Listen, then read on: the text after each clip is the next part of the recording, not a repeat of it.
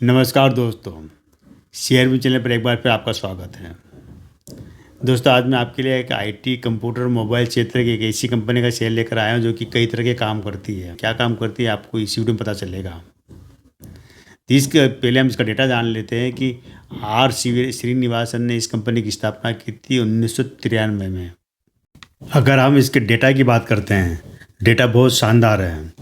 Share की price तो अभी 202 रुपये चल रही है, 202, 203। इसका अगर एक साल का हाई और लो देखेंगे तो करीब 238 रुपये का हाई रहा है और लो रहा है 136 रुपये का। और इसका अगर पूरे साल देखेंगे तो वो आपको मिलेगा करीब 7 रुपये 80 पैसे का लो मिलेगा और 238 रुपये का हाई मिलेगा।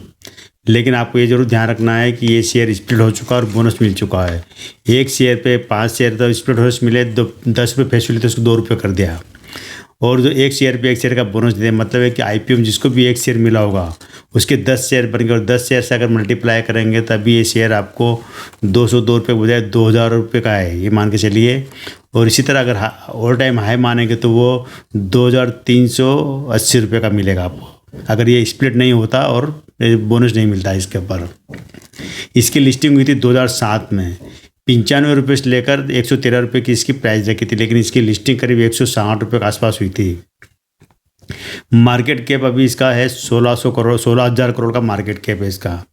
रेवेन्यू की बात करेंगे तो जो क्वार्टरली रेवेन्यू इनको आया है 22,336 करोड़ का रेवेन्यू आया है। और प्रॉफिट हुआ है इनको देखिए 459 करोड़ का प्रॉफिट हुआ है इसमें।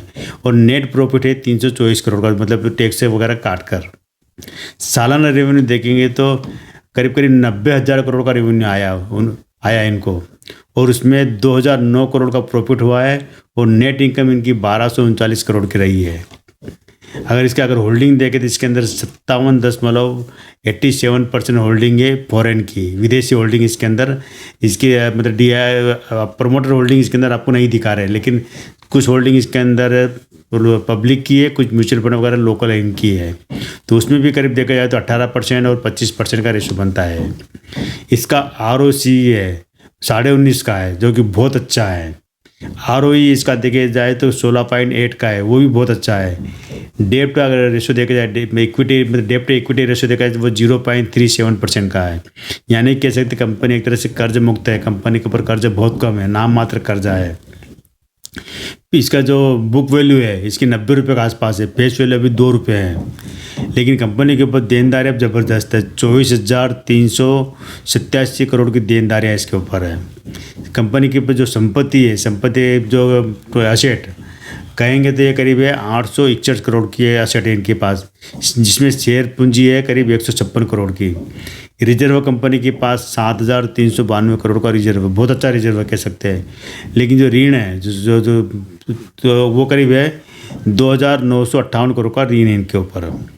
लेकिन देनदारियाँ ज़बरदस्त है 24,387 करोड़। ये जरूर ध्यान रखना है कि देनदारियाँ में वो पैसा भी आता है जो मालिक का मिला होता है और जो किसी का बड़े इन्वेस्टर का वो पैसा भी आता है इसके अंदर। तो 24,387 करोड़ की है और ऋण है 2,958 करोड़ का, जो कि इसके जो मार्केट कैप के हिसाब से बनता है 0.37%।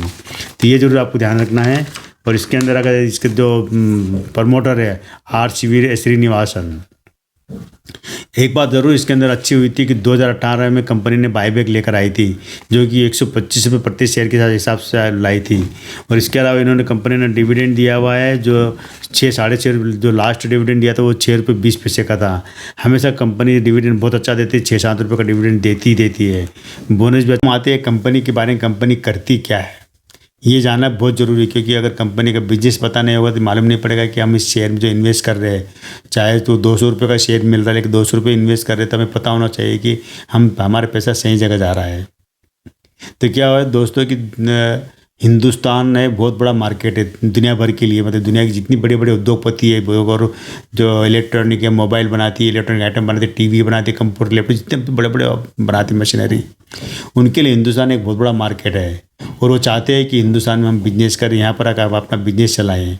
लेकिन हर कंपनी ये की इतनी ताकत नहीं होती है कि वो हिंदुस्तान में अपना पूरा यूनिट लगाए, पूरा मैन्युफैक्चर यूनिट लगाए और यहाँ पर माल बनाए बेचे, क्योंकि वो बहुत महंगा पड़ता है। तो जितना महंगा पड़ेगा तो उससे क्या कि प्रोडक्ट की जो कॉस्ट महंगी हो जाएगी, और फिर वो हिंदुस्तान के जो खरीदार है उसकी जेब से बाहर निकल जाएगी उसकी कॉस्ट। इस कारण वो इसके लिए क्या करती है, जो बाहर की कंपनियां कि हमारे यहाँ पर दूसरी कंपनी उसके साथ कोलैबोरेशन करती है और हिंदुस्तान के लिए मतलब माल बना के भेजती है। लेकिन अगर कोई कंपनी, अगर जापान की कोई कंपनी अगर उसने हिंदुस्तान में माल भेज दिया बना के, तो लोग उसका नाम ही नहीं जानते, उसको पहचानेंगे नहीं तो कैसे खरीदेंगे। तो ये जो कंपनी रेडिंगटन कंपनी, ये कंपनी वो काम करती है जो कि विदेशी कंपनियों के लिए एक मार्केट तलाशना, हमारे देश में उसके लिए मार्केट बनाना, उसका प्रचार करना, उसकी चीज़ों को लिए उसका एक ग्राहक तलाशना, उसकी प्राइस निकालना कि यहाँ पर किस प्राइस बैंड चीज़ लोग खरीदने के लिए मतलब कैपेसिटी लोगों की, उसी हिसाब से मार्केट में उसी हिसाब से बाहर से प्रोडक्ट आते हैं, उन प्रोडक्ट का एक हमारे देश में बेचने का काम करती है, कह सकते हैं। तो क्या होता है, जैसे आईफोन है, आईफोन के लिए काम करती है, पहले ये मतलब फिलिप्स के लिए काम करती थी, आईफोन है। अब इसके अलावा जो सैमसंग है और तो तमाम तरह जो बाहर की जितनी बड़ी नामी गिरामी जो कंपनियां हैं, एपीसॉन वगैरह, जापान की कंपनी वगैरह, इनके जितने प्रोडक्ट है, चाहे वो प्रिंटर हो, चाहे केबल हो, चाहे मोबाइल हो, मोबाइल के जो जैसे मदरबोर्ड वगैरह हो, हार्डवेयर का जो जितनी भी चीज़ें लगती है उसका काम करती है कंपनी। लेकिन ये काम इतना आसान नहीं होता, इसके लिए पे सबसे बड़ी ज़रूरत होती है कि भारत में कई कंपनियां पहले से काम कर रही, कई कंपनी प्रोडक्ट बहुत पहले से है, कुछ तो हमारे हिंदुस्तान के मतलब उद्योगपति है, कुछ चाइना वगैरह का माल आता है। इसी बड़े मार्केट में एक नया मार्केट तलाशना ये काम कंपनी करती है, और यही वजह है कि हमारे देश में सैमसंग जैसे ब्रांड चलते हैं, आईफोन जैसे ब्रांड चलते हैं, एपीसन जैसे ब्रांड चलते हैं, तमाम तरह के जितने बड़े बड़े जो ब्रांड चलते हैं, तो वो काम ये कंपनी उनके मददगार के रूप में काम करती है। इसी कंपनी है रेडिंगटन।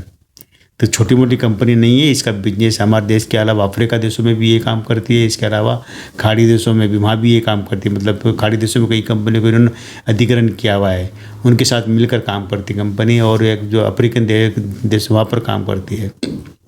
मतलब ये है कि ग्राहक और मैन्युफैक्चरर दोनों को मिलाने का काम करते हैं, दोनों के बीच की कड़ी का काम करते हैं, और ये बहुत ज़रूरी होता है किसी बिजनेसमैन के लिए भी ज़रूरी होता है, ग्राहक के भी, कि ग्राहक को सही रेट पे प्राइस में अच्छी क्वालिटी वाली चीज़ मिल जाए, और उनके लिए भी मतलब कंपनियों के लिए भी अपना एक मार्केट मिल जाए। ये ऐसे काम है कंपनी के, तो ये कभी ख़त्म होने वाले नहीं है, तो ज़रूर ध्यान रखिए कि ख़त्म होने वाली नहीं है। लेकिन ये बात ज़रूरी है कि कंपनी में कुछ चीज़ें ऐसी जो नज़र आती है कि यहाँ पर एक तो जो हमारे जो R श्रीनिवासन जो इसके फाउंडर है, जिन्होंने 1993 में इस कंपनी की स्थापना की थी, उनकी होल्डिंग यहाँ पर कुछ नज़र नहीं आती। यहाँ पर सारी होल्डिंग विदेशी होल्डिंग नज़र आ रही है, जो कि 57% के आसपास है। कुछ होल्डिंग है म्यूचुअल फंड वगैरह में, DIS के पास होल्डिंग है जो कि 18% के आसपास है, और बाकी पब्लिक के पास है, 25% होल्डिंग पब्लिक के पास है।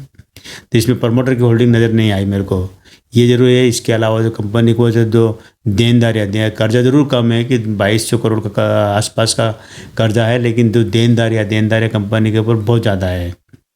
कुछ चीज़ें ऐसी है नेगेटिव है, लेकिन ओवरऑल हम कंपनी का अगर हम देखते हैं तो कंपनी में नेगेटिव बजाय प्लस पॉइंट ज़्यादा है।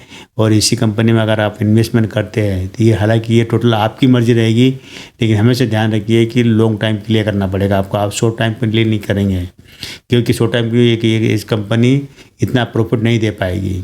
हालांकि ये जरूर है कि 2020 में जो शेयर का जो लो रहा था वो करीब रहा था 24-25 रुपये के आसपास रहा था, तो वो भी आपको जरूर ध्यान रखना है। कभी मार्केट गिरा तो उस लेवल पर भी जा सकता है, लेकिन अब इतनी बुरी तरह मार्केट नहीं गिरेगा। 2020 में तो कोरोना की वजह से गिरा था मार्केट, और सारे शेयर लगभग बहुत बुरी तरह गिरे थे, तो अब ऐसी स्थिति नहीं बनेगी। अभी शेयर प्राइस जो मिल रहा 202 रुपये मिल रहा है, ये कह सकते हैं कि ठीक ठाक है।